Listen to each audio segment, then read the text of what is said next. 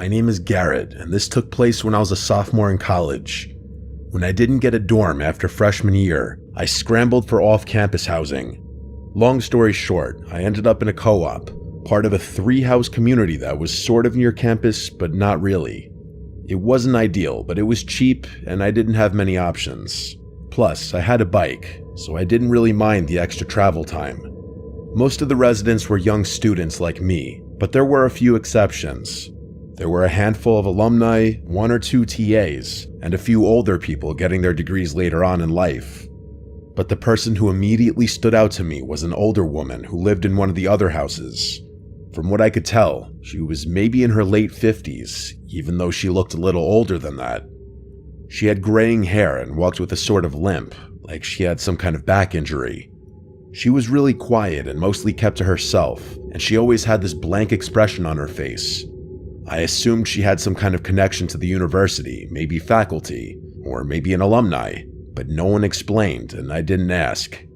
The first time I saw her do something strange was in our common kitchen, which was a little weird to begin with because the 2 other houses had their own kitchen, so I wasn't sure why she'd be hanging out in ours. She wasn't cooking or eating or even talking to anyone. She was just standing there while the rest of us were talking and running around, making dinner and listening to music.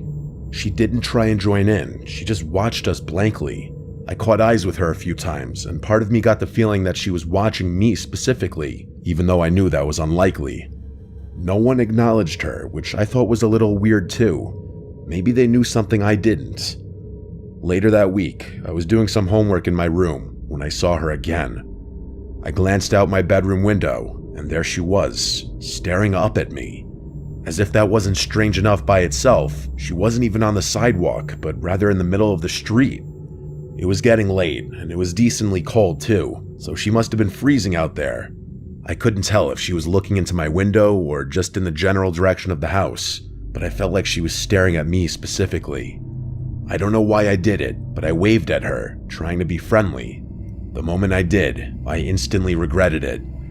She didn't wave back. Instead, she jumped up and down a few times like she was excited and then ran towards one of the other houses, presumably hers. I felt kind of sick. Not only had I acknowledged her, but I had confirmed that she had been looking into my room the entire time, and even if she hadn't, she now knew which room was mine. Later that night, I asked one of my housemates about her. He told me that that woman had always been there and that I should try my best to ignore her like the rest of them did.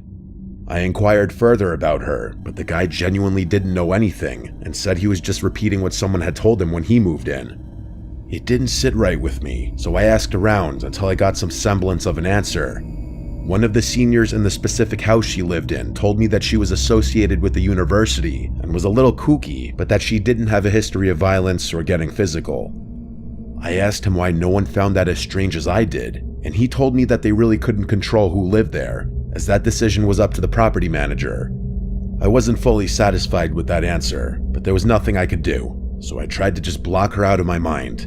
But then it got worse. One night, I walked out of my room and nearly ran into her. She was in the hallway, standing right in front of my door. I literally jumped back because she caught me so off guard. It was past midnight on like a Tuesday, so the house was mostly dead. She didn't say anything when she saw me. She barely even reacted. Instead, she just turned and walked away as if I were the one who had intruded on her.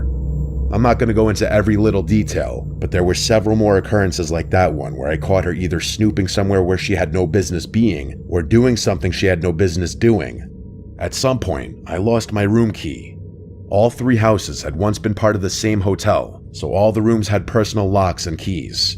It was a co-op, so most people just left their doors unlocked. But I was someone who couldn't sleep comfortably knowing someone could just walk into my room, so losing my key was a big deal. Everyone had a spare, including me, but I was pissed because I'd have to go make a copy of the key, and that was an extra annoyance I couldn't afford at the time. A few nights later, I woke up randomly in the night. I wasn't sure why at first, but then I heard it. There was a soft bumping coming from my closet every 20 seconds or so. It sounded like something shifting behind the door, like something was moving inside of my closet. I'm not one to scare easily, and I'm definitely not one to be helpless in a dangerous situation, so I was going to deal with this myself. I quietly got out of bed and took a deep breath. I slowly walked over to the closet, trying to keep my breathing under control. My heart was racing. In one fluid motion, I ripped the closet door open and screamed like a crazy person. Just as I expected, the woman was in there. She had one of my ties wrapped around her neck, and her eyes were wide open. She was holding a kitchen knife with her other hand. My scream must have startled her, because before I could react, she lunged at me with the knife outstretched. I screamed again, only this one wasn't pretend. It was a scream of pure fear. I wrestled her to the ground and was able to disarm her pretty easily, given how frail and small she was. That didn't make the situation any less terrifying, though. She kicked and fought and bit as I pinned her to the ground, screaming the whole time. I yelled for help, and I heard some doors slam, followed by some of my housemates running down the hall. My friend Lee immediately helped me immobilize the woman, and the two of us kept her pinned while someone else called the police. The rest of the night was a blur. The police got there quickly and arrested her on the spot. By that point, she had stopped screaming, but she refused to say anything either, which was extremely unsettling. The cops found my room key on her. Real big shocker there. A few weeks later, we got our answer about who she was. Apparently, she was the property manager's sister, who he had been letting live there under the radar. She had severe mental health issues, and instead of getting her proper care, he had just thrown her into one of the unoccupied rooms. I believe the property manager was eventually arrested for negligence and a slew of other things, and rightfully so. I honestly blame him so much more for what happened than her. If anything, I feel bad for her, but my pity won't erase the fact that she tried to kill me. I could have lost my life that night. I have no idea why she seemed so interested in me specifically, but I can only hope nothing like that ever happens to me again. I'm graduating soon, and I'm definitely going to miss college, but I don't think I'll ever be able to look back on my time here without thinking about that night.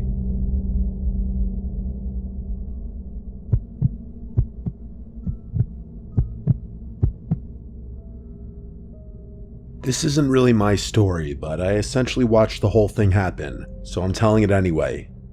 I've lived in a modest 2-story home with my husband Benjamin for the better part of 20 years now.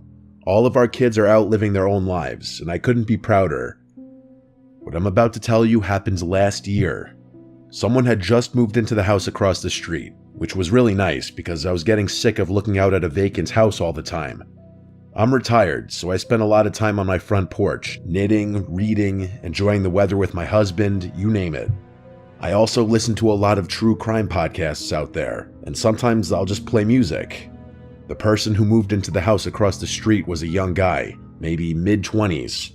He drove an expensive-looking BMW and always dressed in flashy clothing, so I figured he was either well-off or seriously pretending. I hope I'm not giving the wrong impression about him. He was actually really sweet.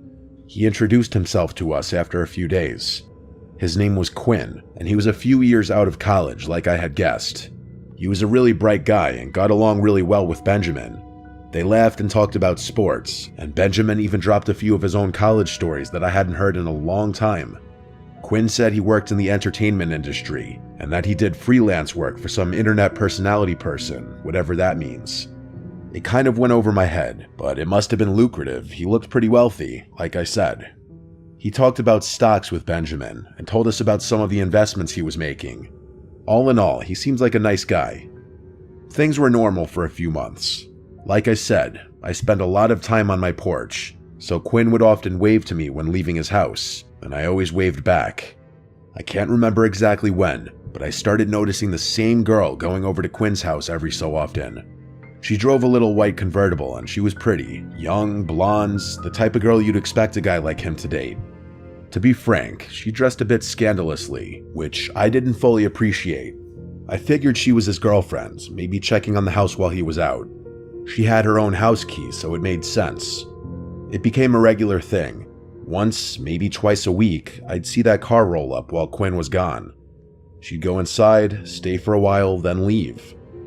I didn't really understand what she was doing, but young people date differently these days, so I kept my thoughts to myself. Then, one evening, I saw them together. Quinn pulled into his driveway with her in the passenger seat. That confirmed it. She was his girlfriend, just as I had assumed. But shortly after that day, things started getting tense. At least, that's what it seemed like. One afternoon, I was out tending to my little garden when I heard shouting from across the street. Quinn and the girl were standing in the driveway yelling at each other. I couldn't catch what they were arguing about, but I didn't need to. She kept throwing her hands in the air, practically spitting her words at him. It looked like she was going to strike him. Eventually, she got in the car, slammed the door, and tore off down the road. Quinn shook his head and went back inside. I don't even think he noticed me. I figured it was a lover's spat. Every couple fights, and it wasn't my place to butt in where I was unwelcome. But then I saw that girl's car in front of his house again when he wasn't home. Not once, not twice, but multiple times. I told Benjamin, and he said it was rude to pry and that I should just leave the poor boy alone, which I agreed with. But then came the night everything went sideways. Benjamin and I were asleep when we woke up to sirens blaring outside. We rushed outside, joining the handful of neighbors who had come out to see what was going on. Quinn's house was swarming. Police cars, an ambulance, the whole nine. We watched as the cops emerged from his house with that girl in handcuffs. She didn't struggle or scream, just accepted what was going on and stared ahead with a blank expression. We saw Quinn being rushed outside on a stretcher. He was a bloody mess, and I gasped at the sight. We didn't see him for a week after that. I was worried sick. When he finally came back, Benjamin and I walked over to check on him. He let us in without hesitation and told us everything.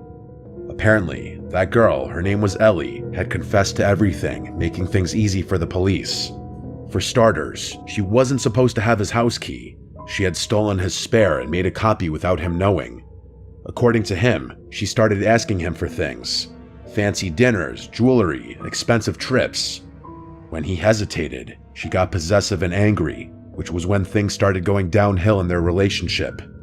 Every time she had shown up unannounced to his house, he hadn't been aware. She had access to his location through his phone, which I didn't even know was possible. She had gone through all of his stuff, but worst of all, she had planted hidden cameras in his room. Every time she went back to his house when he wasn't there, she was replacing the camera batteries and making sure they were still working. The argument between them that I overheard was Quinn's attempt at breaking up with her. She refused, and Quinn reluctantly agreed to go on a break. Ellie had seen everything through the cameras, and the next night, she went to his house with a knife. I'm not going to explain the rest, you get the idea. Somehow, Quinn managed to get her to the grounds, but not before she seriously injured him. The doctors said he was an inch away from needing surgery, or dying. Benjamin and I tried to console him, but he was visibly shaken. The last thing he said before we left was that he had learned his lesson about flaunting his money, especially around pretty girls. He moved out not long after. He said he didn't feel safe in that house anymore, and that his ex had tons of friends just like her, and he didn't feel comfortable with the thought that they might have known where he lived. We never saw him again. I pray to God he's doing okay. No one should ever have to go through something like that, especially not someone as young as him.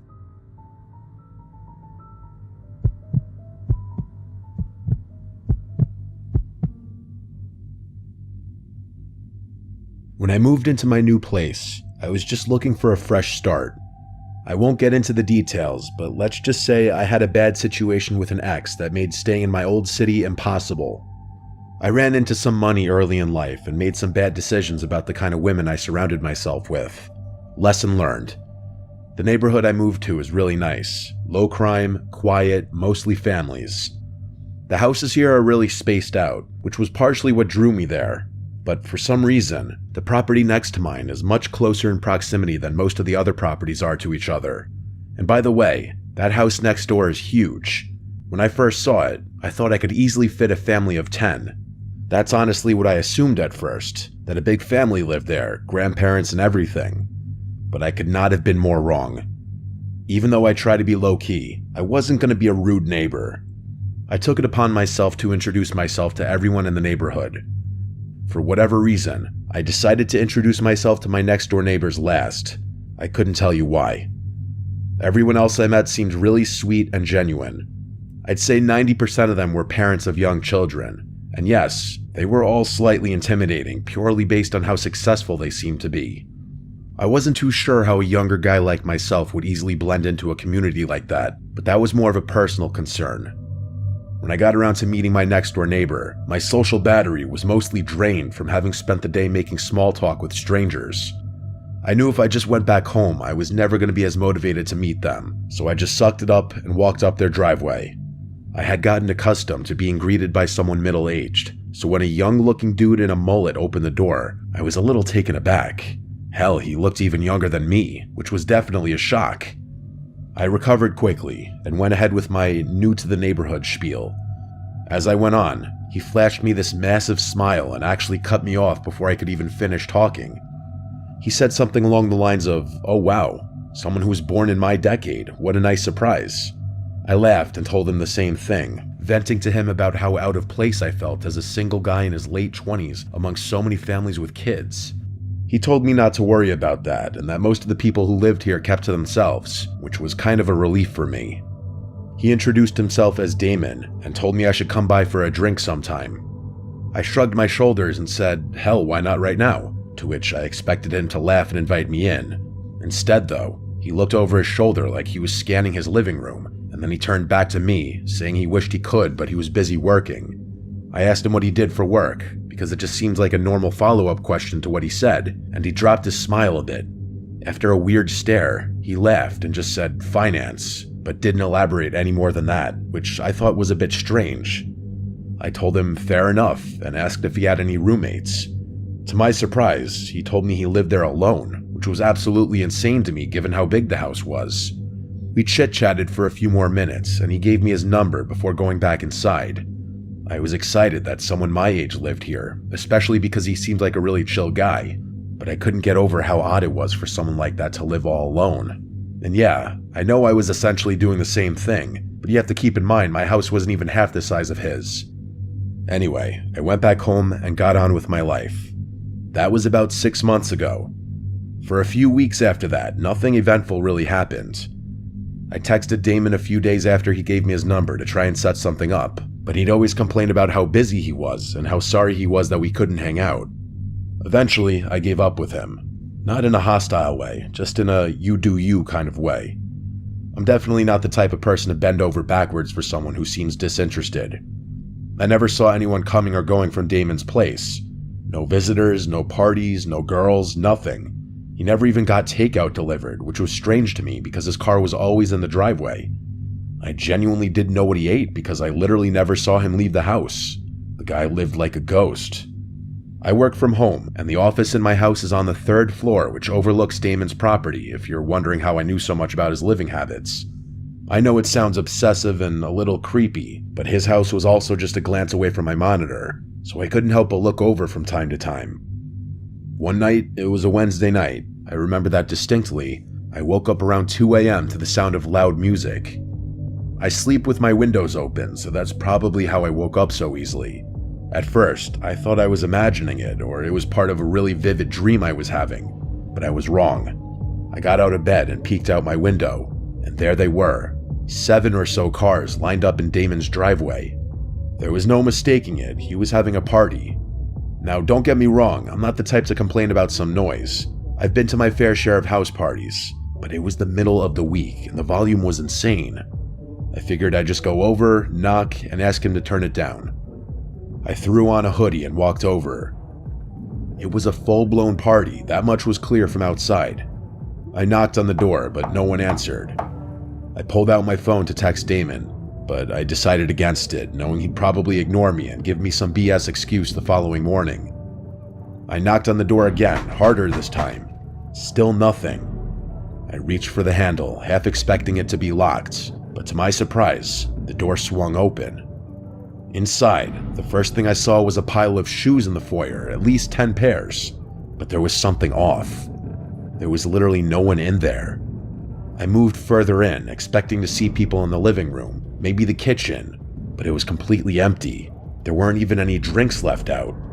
I could hear people over the music that was playing in the background though, which I didn't understand.